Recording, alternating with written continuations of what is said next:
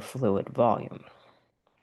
So basically, the body's dry on fluids and really salty. So when the sodium is elevated, we're going to have associated symptoms of headaches, weakness, fatigue, dizziness, dry mucous membranes, tachycardia with hypotension, more specifically the orthostatic hypotension, weight loss, difficulty sleeping because of the nocturia. So you're peeing all night long, and therefore it's hard for you to sleep. If we start to get severe hypernatremia, then we're going to have irritability and confusion. The nursing care and interventions. For assessments, we want to make sure that we're monitoring INOs. This needs to be very strict monitoring. We need vital signs to watch for that tachycardia, hypotension, as well as fevers. We need daily weights, same time, same scale, same clothing. We want to monitor that urine specific gravity. We want to continue to assess that mental status for that confusion or that lethargy. We want to assess that skin turgor and mucous membranes for signs of dehydration. And of course, that serum sodium and that osmolality, we need to monitor for that hypernatremia. For our fluid management, we want to ensure adequate fluid replacement. Oral fluids is preferred if the patient can tolerate it. IV fluids are acceptable if they can't keep up with the loss. We need to replace output volume to prevent dehydration. We want to monitor for fluid overload if we start them on desmopressin. DDAVP is the synthetic ADH replacement.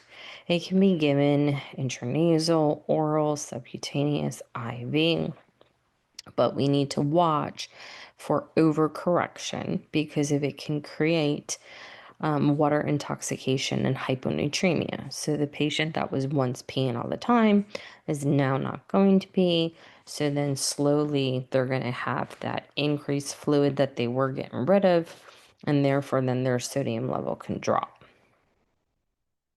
We got to make sure that we're doing our safety. So fall precautions because they can be weak, they can be dizzy, and they can have orthostatic hypertension.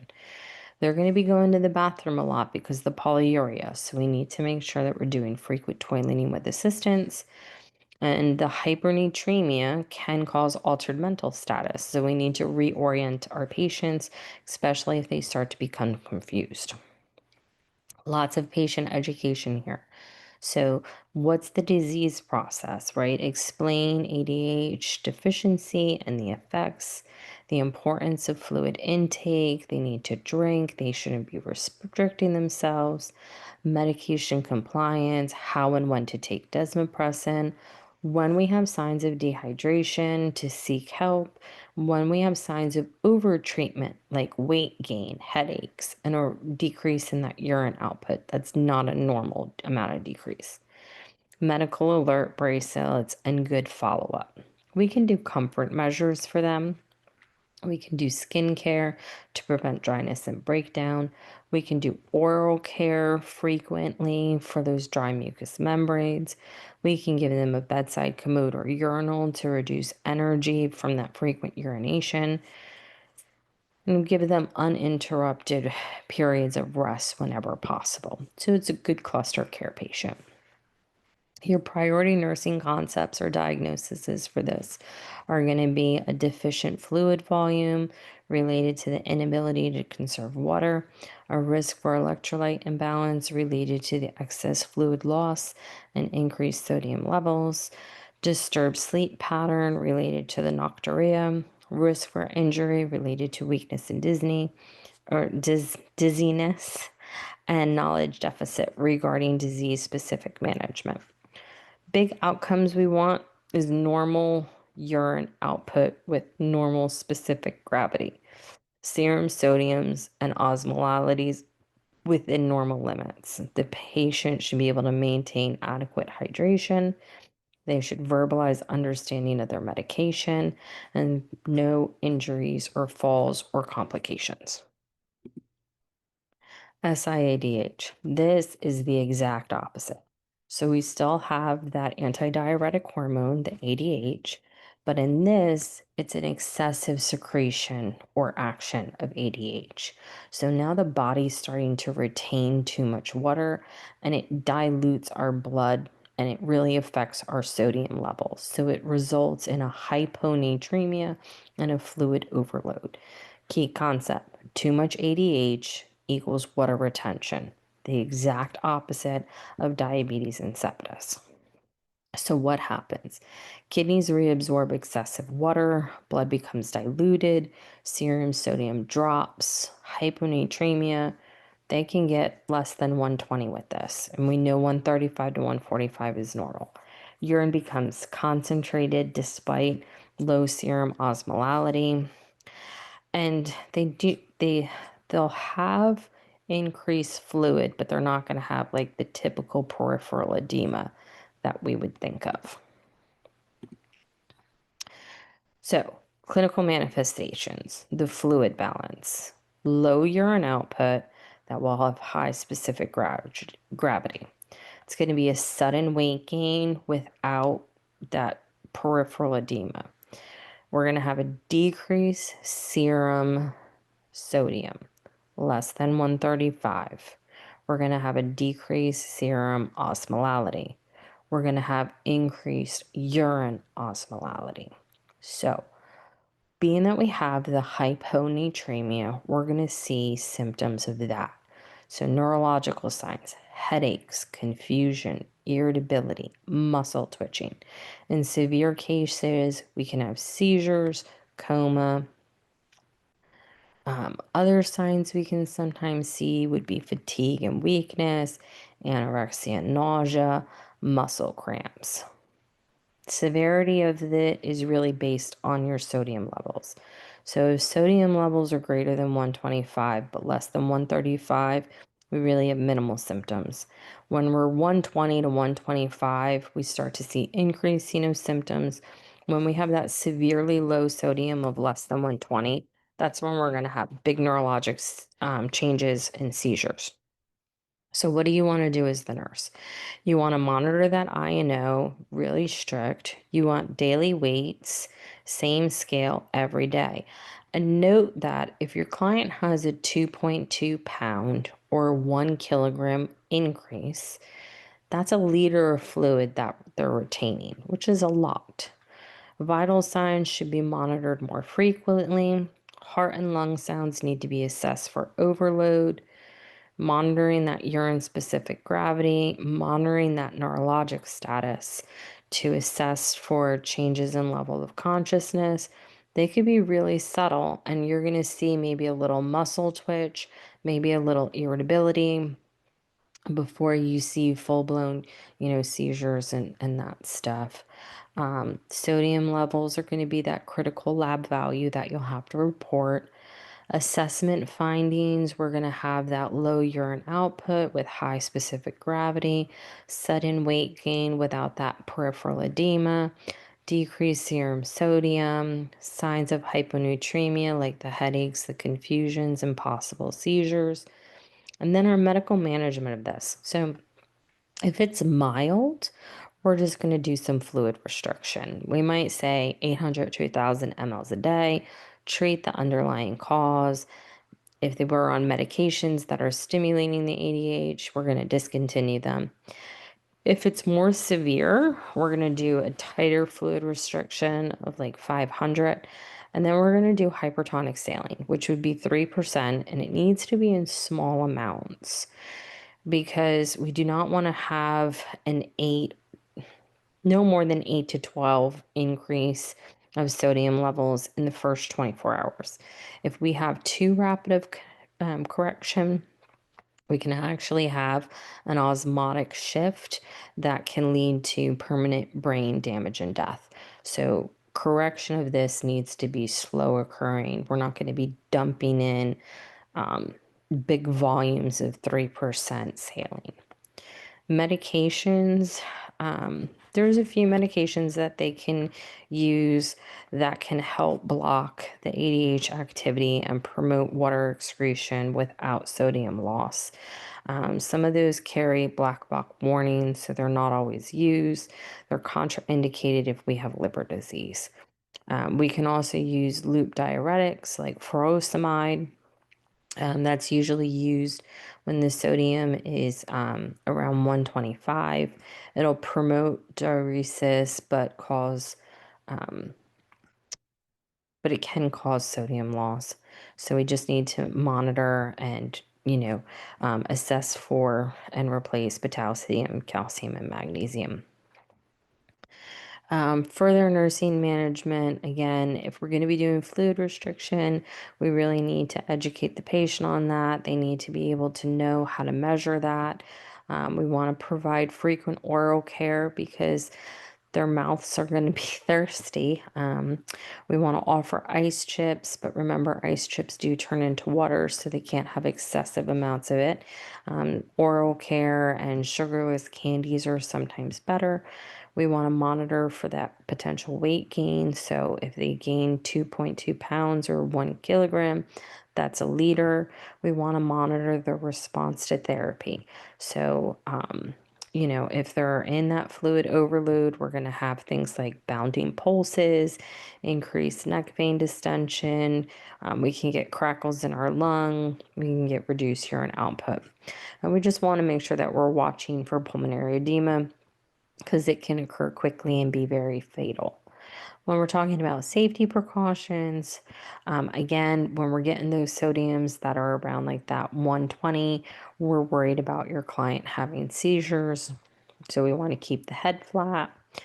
Keeping the head of the bed flat actually promotes venous return and increases left atrial filling pressure, which then reduces ADHD release.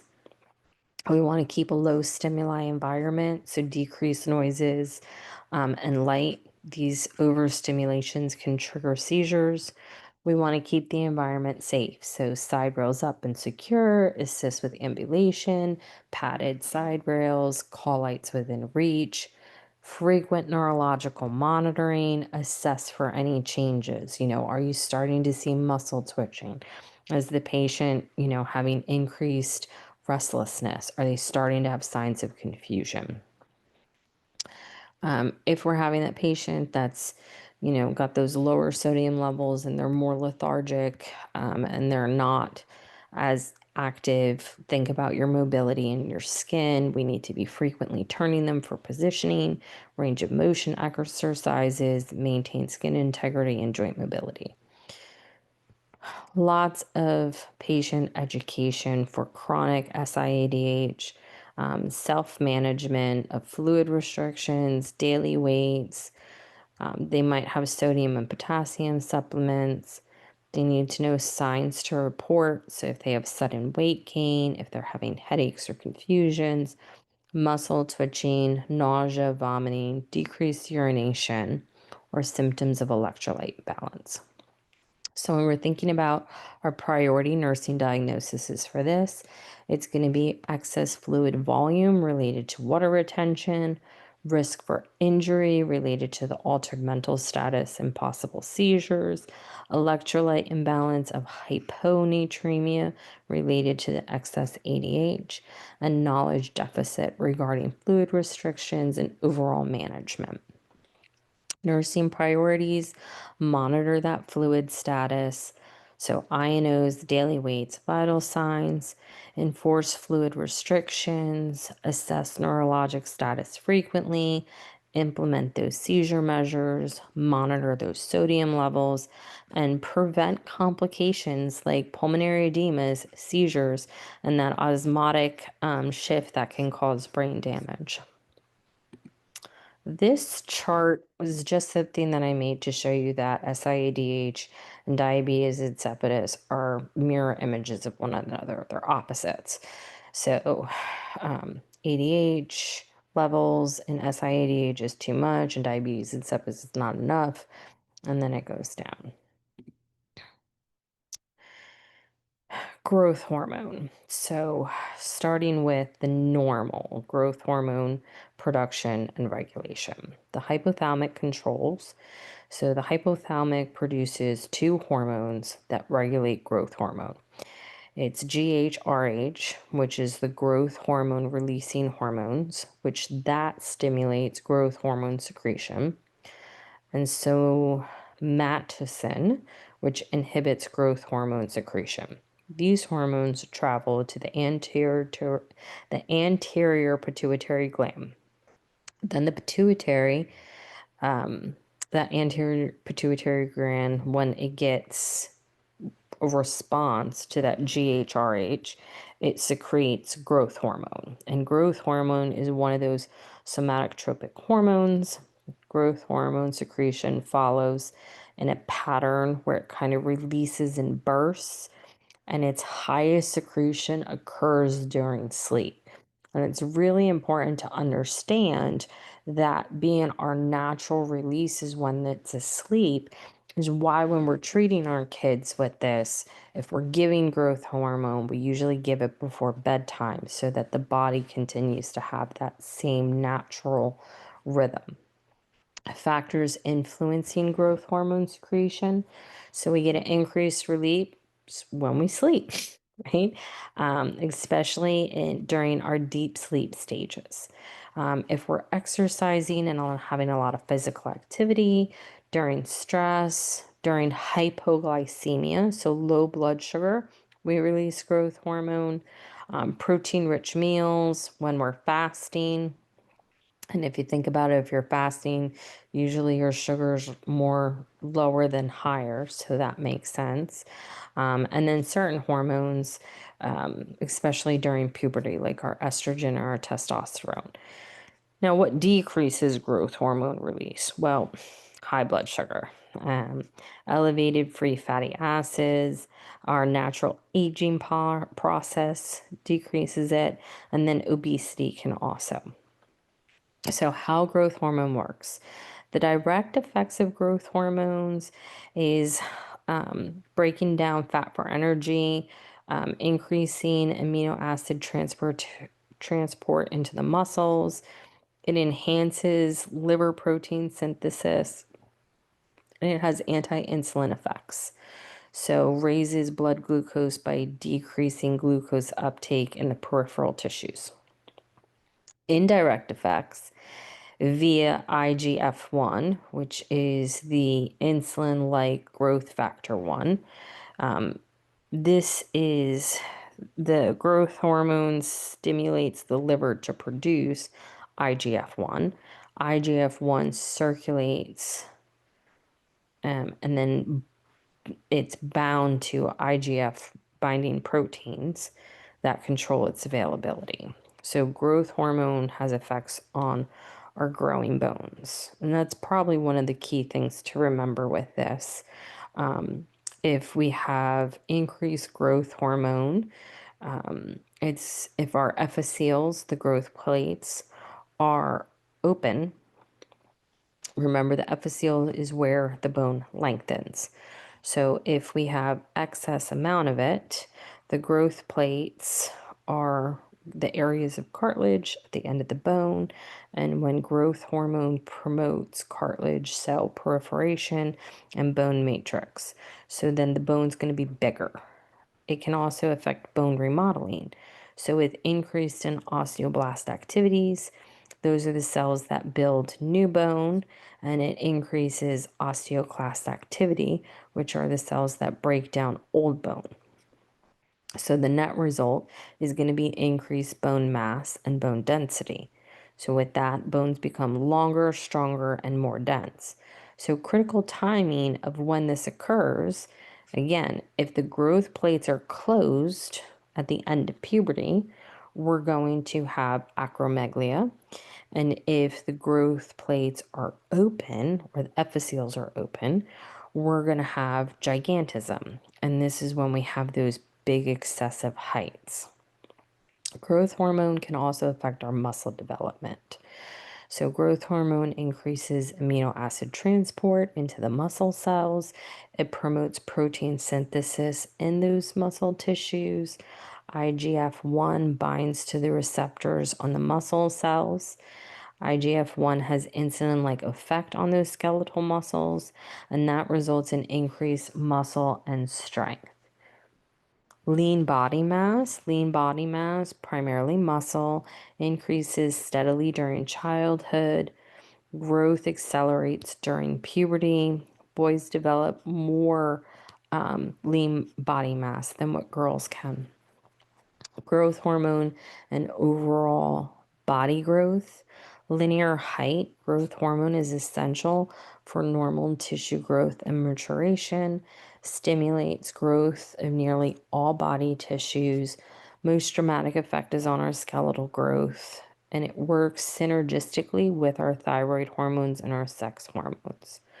So, with our growth patterns, when we think about it, infants have that really rapid growth, and it's more nutrition dependent. And in childhood, we have steady growth, which is growth hormone dependent. And then in puberty, we have our growth spurts, which is growth hormone and sex hormones. Post puberty, growth stops, and those epithelials are closed from those sex hormones.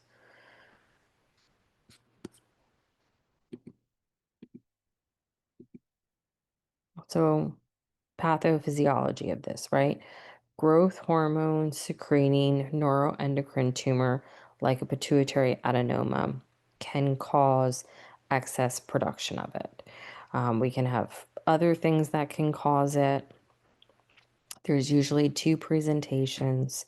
We can have gigantism, which is those children and adolescents. It has to occur before the epiphyseal plate closes. It says that excessive skeletal growth because of, we're having the increased length of those bones. Individuals can reach like 8, 9 feet tall. Acromegalia occurs after the epiphyseal plate is closed. So the bone can no longer grow long, but we still have that connective tissue proliferation. We have increase in our cytoplasmic matrix, and we have bony proliferation without height increases. So a lot of times we're going to see some facial changes, some changes in our hands and feet, and our diagnostic evaluation is going to be, aside from the clinical features of the disease, we can do an MRI if we think that it's a pituitary tumor. We can also check for elevated GH and IGF-1 levels. So a little bit more on those manifestations. With our acromegalia, well, you know what? Let's start out with the interprofessional and nursing care. So, your treatment goals are going to be to return growth hormone to normal levels. I mean, you want to prevent, if we have a tumor, any complications from that. And overall, we want to stop bone growth and reverse any tissue hypertrophy that's occurred. So, prognosis is really going to depend on the age and the onset, and if there is a tumor. Surgery is the treatment of choice if it is related to a tumor. We do that transphenoid hypophysectomy, which is the surgical removal of the growth hormone secreting tumor. It's the best transfer or cure, optimal symptom management, especially in our smaller tumors. There's usually an immediate reduction of the growth hormone levels, usually fall within a few weeks. Larger tumors may require adjunctive therapies like radiation, which can be really effective, especially if the patient's not a good surgical candidate. If it's too big, it can help shrink it. We can also use some adjunctive therapies. Other treatments that we can do, so sandostatin, which is octreotide, is that first line medication. It's a subcutaneous injection 3 times a week. It reduces the growth hormone to normal in many patients, and it also will normalize the IGF-1. We have to monitor them. Growth hormone is measured every 2 weeks initially, and then, it helps guide dosing like every 6 months. So with our assessments, We want to do a comprehensive physical assessment. We want to monitor for cardiovascular status because being that it can affect our connective tissues. We want to monitor for blood pressure, heart sounds, and signs of maybe heart failure developing. We want to assess glucose levels because they can develop diabetes. They can have joint pain and mobility issues. We can have sleep apnea symptoms, vision changes. And then, we just need to be holistic and think about psychosocial impact of all these body changes. Um, Lots of education on the disease process, treatment options, how we're doing the medications, how we're scheduling it. If they're doing self injections of the octreotide, we got to think about self injection techniques, washing their hands, clean needles, proper disposal. Um, they're at risk for developing colon cancer, so colorectal screenings. And then again, like we can have those cardiovascular effects. So they need to have cardiovascular monitoring as well. We can get a lot of joint pain and headaches from this, so pain management is important. If we're worried about sleep apnea, sleep studies, sometimes they have oral changes, so they need dental referrals. Physical therapy can be consulted for the joint problems and the muscle weakness. When we're talking psychosocial support, this is chronic disease adjustment, body image changes, support groups, counseling referrals, and things like that. If they had surgery, post-operative, there's standard nursing care for that procedure, monitoring for complications, hormone replacement therapy, and then overall monitoring treatment effectiveness. So, regular growth hormone and IGF-1 level checks, assess for symptom improvement, monitor for side effects, cardiovascular assessments, and metabolic monitoring. So, how's their glucose and lipids? Growth hormone deficiency. So, again, a lot of reasons why we can get this. We can have the tumors, damage, congenital defects, trauma, radiation. It can be idiopathic. Diagnosis, we can do a growth hormone stimulation test and we can check those IGF levels and they're going to be low. We can also do MRIs to identify any pituitary abnormalities. So, our manifestations in children, we're going to see a short stature, a delay in puberty, often an increase of body fat.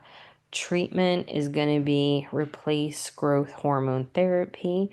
Remember, our normal growth hormone is it secretes while we're sleeping, so we want to make sure that we're giving this at night. It's usually by subcutaneous injection and requires regular monitoring of that growth hormone, the IGF-1 levels, and any potential side effects. Precocious puberty. And this is the last topic of this lecture. So, precocious puberty is the onset of secondary sex characteristics, which would be breast and pubic hair development, that occurs below the mean age of puberty for your client. Age criteria, females would be development before age 8, males are development before age 9. There's 3 categories of it. Central, which is considered the true precocious puberty. The pathophysiology with that is there's a failure of central inhibition of the gonadotropin releasing hormone, which is GnRH. And the CNS abnormally triggers early activation. So it's the normal pubertal process, it's just occurring way too early. Causes, it's most common in female. 95% of cases are idiopathic, where, we're not 100% sure. We do note that in central nervous lesions, tumors, injuries, traumas, we can see it. There is a gene mutation that can cause it. Most cases, like I said, in females are idiopathic. In males, there's usually an underlying pathophysiology. Peripheral precocious puberty. This is where the GnRH is independent and we're getting excess estrogen or androgens secreted from gonads, adrenal glands, or exogenous sources. So, examples or causes would be like an ovarian cyst or tumor. We can see this with primary hypothyroidism, an adrenal pathology. If we're on exogenous sex steroids, like medications, creams, or supplements. And then benign, the benign version of this is when it just doesn't fit into the other two categories. And it's usually self-limiting. It's usually non-progressive form of precocious puberty. We do a lot of close monitoring on these just to make sure that it remains benign and it doesn't progress into something more. So our diagnostic evaluation. Good, thorough family history. What's the genetic condition? Familiar patterns, social history. Have we had any environmental exposures, any medications, any hormonal products?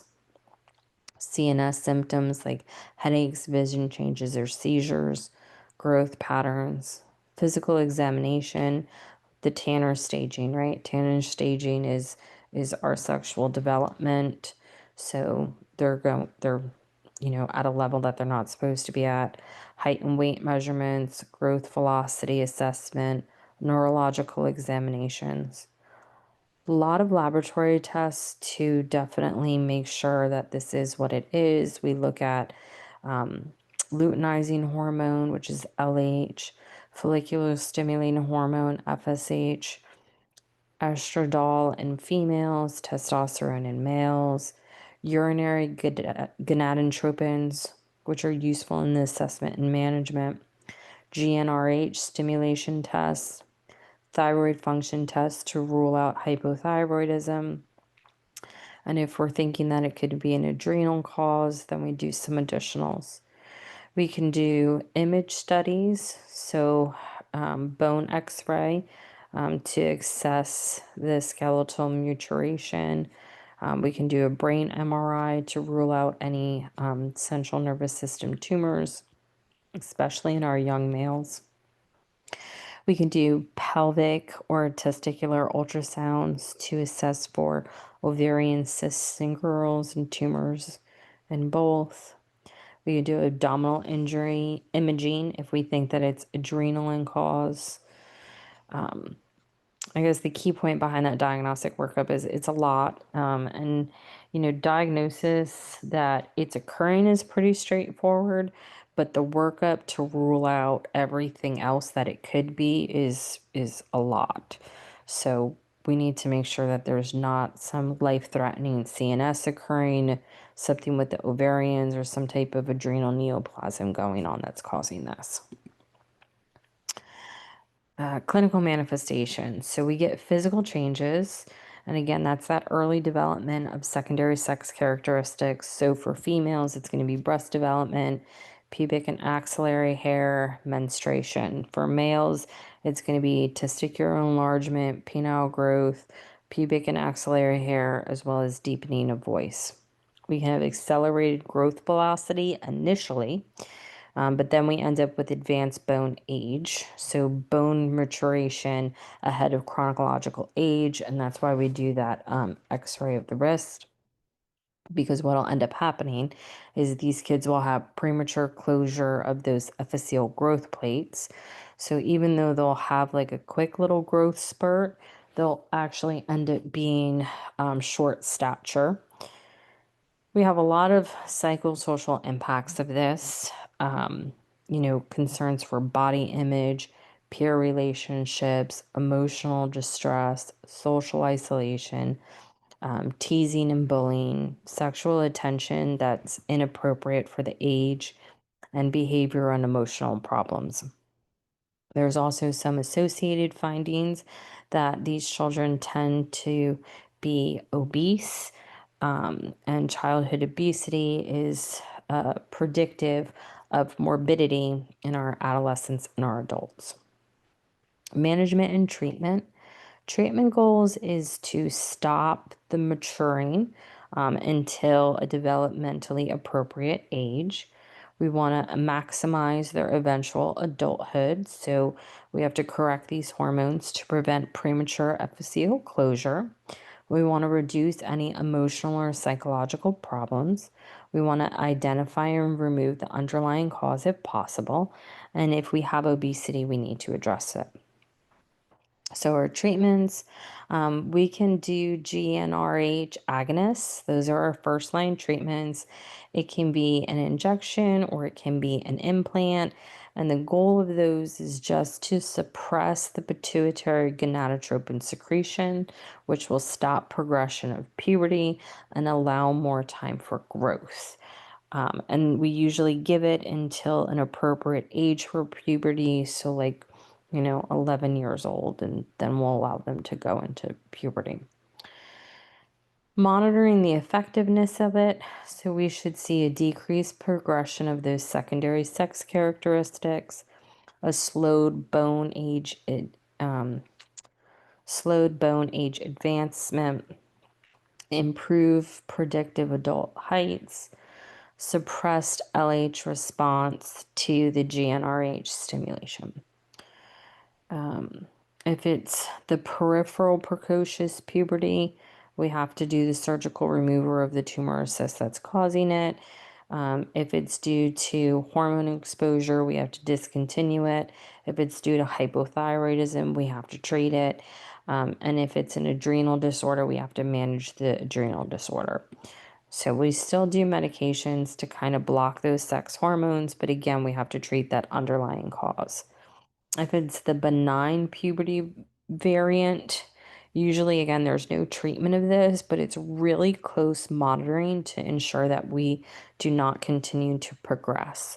So it's like reevaluations every 3 to 6 months, physical examinations, Tanner staging, annual bone checks. And then if we start to see that we're further progressing, then they need a full workup. Nursing care for this. So, as the nurse, we always want to start with our assessment. So, we're going to be growth monitoring. What's their accurate height and weight? How are we plotting on the growth charts? Calculating their growth velocity, using those Tanner stages for pubertal staging, psychosocial assessment. How's body image? How's peer relationships? How's school performance? How's our overall emotional well-being? What's our family dynamics like? With patient and family education, there's a lot. So we have to explain, of course, like what the disease process is, if they have central versus peripheral versus benign, review the underlying cause if it's identified, and address any concerns or misconceptions. The treatment plan, we're going to have to be sending them home with possible injections, or we're going to be implanting something in the child.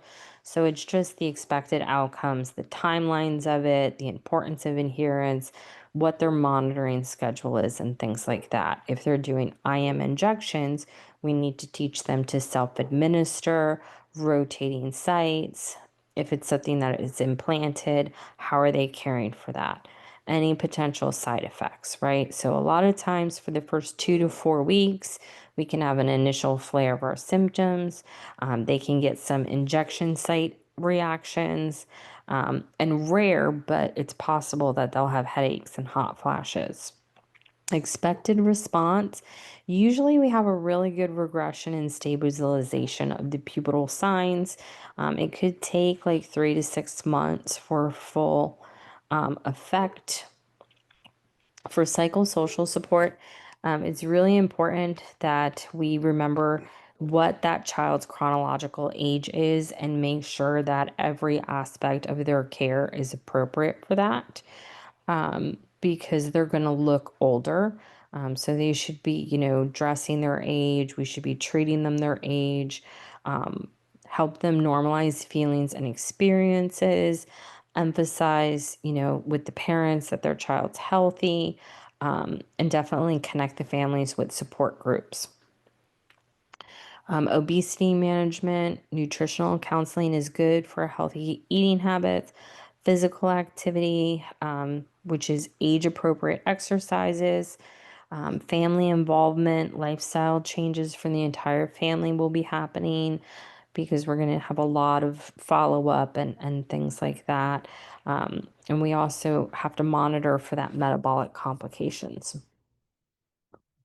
For follow up, it's usually every 3 to 6 months, and they're going to be doing growth measurements, pivotal stages, reviewing treatment effectiveness, assessing for side effects. Every year, they're going to have that bone x ray. They're going to have periodic hormone level checks. And again, like the psychosocial assessments of this. It's very challenging. They feel different from their peers. They might feel unwanted physical changes occurring with them. Can provide a lot of social difficulties where people might treat them older than what they are. We just need to reassure treatment is effective in most cases. Normal puberty will resume once treatment stops. You're going to lead a normal, healthy life, lots of open communication. We also need to do coordination of care. This is a multidisciplinary approach. So, pediatric endocrinologist, primary care, mental health, school nurse, and then if obesity is present, dietitian. Long-term implications, even with treatment, some height may be lost, psychosocial effects may be present, increased risks for early sexual activity, substance use, depression, and obesity in adulthood. So there's a lot of red flags that require urgent evaluation with these guys. We have the rapid progression of pubertal changes. If they start to develop neurologic symptoms, if it is a young onset, so less than 6 years. Males with precocious puberty, again, are at that higher risk for some type of other underlying pathology. Females can have what's called virilization, where they start to have physical characteristics of like a male. They'll be growing body hair. So if that occurs, that's a big red flag. And then abdominal masses or pain can also occur.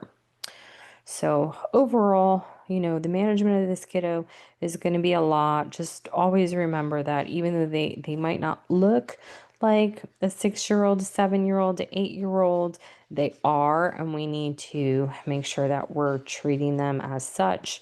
And we need parents to also reinforce that. And that is the end of this lecture. Next will be pediatric metabolic disorders, looking at hypothyroidism, hyperthyroidism, congenital adrenal hyperplasia, and then diabetes.